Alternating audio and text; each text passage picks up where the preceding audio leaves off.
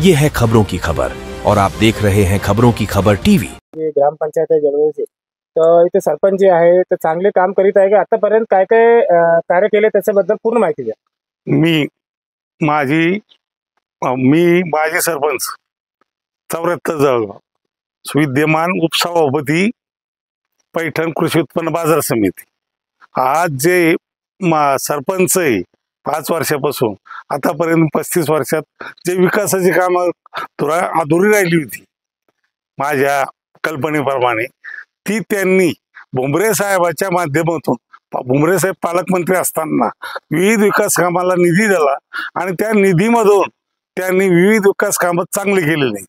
प्रथम मी आपल्याला सांगू इच्छितो की आमचं वृक्षारोपण जे 32 एकर मध्ये ते चांगल्या स्थितीत आहे आणि आज सुद्धा वृक्षारोपण अंगणवाडीचं असेल, शाळा असेल, तिथे वृक्षारोपण करून शाळा अद्ययावत केलेली।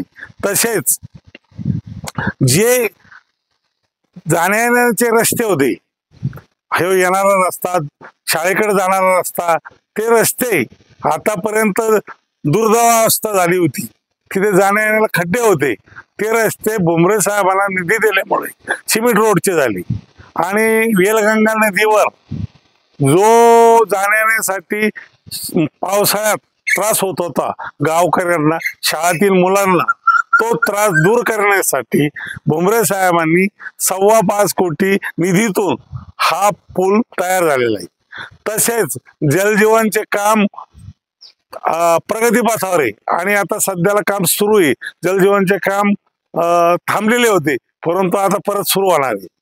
तसे सर, आपले ग्रामपंचायतचे जे सरपंच कोण आहे आणि उपसरपंच कोण आहे आणि सभासद किती आहे आणि महिला आणि पुरुष किती आहे?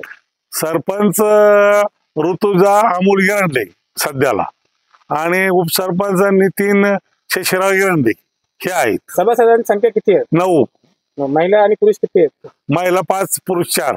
आता महिला सरपंच आहे आपल्या गावातले, हो, तो आपण समाधान आहे का, संतुष्ट आहे का? चांगले कार्य केले? हो, चांगलं कार्य केल्याबद्दल समाधानी आहोत। ते माझेच असल्यामुळे मी सांगितल्यापेक्षा ह्या गावकरी तुम्हाला योग्य सांगतील। किती वर्षाचा कार्यकाल चालला त्यांचा? 5 वर्षाचा कार्यकाल जानेवारीत संपणार। जलगांव ग्रामपंचायत 74 के रहवासी है, क्या क्या कार्य किए मैम सरपंच है यहाँ पर, तो बताइए इस बार।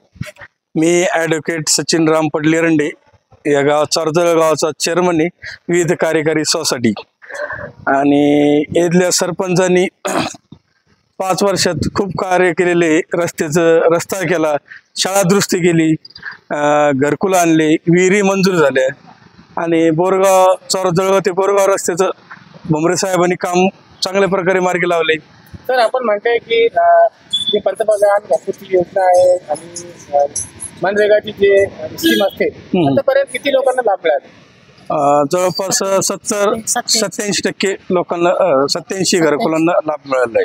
गावात कोणती मोठी समस्या आहे ज्याचं आतापर्यंत निवारण झाले?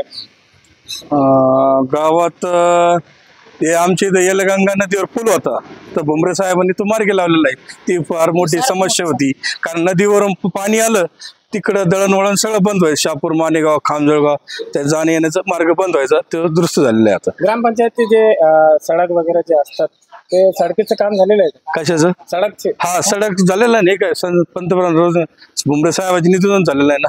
झालेलं आहे। हा, सडक। पाण्याची समस्या? पाण्याची धरण पाईपलाईन आहे ना आमची गावाची। काय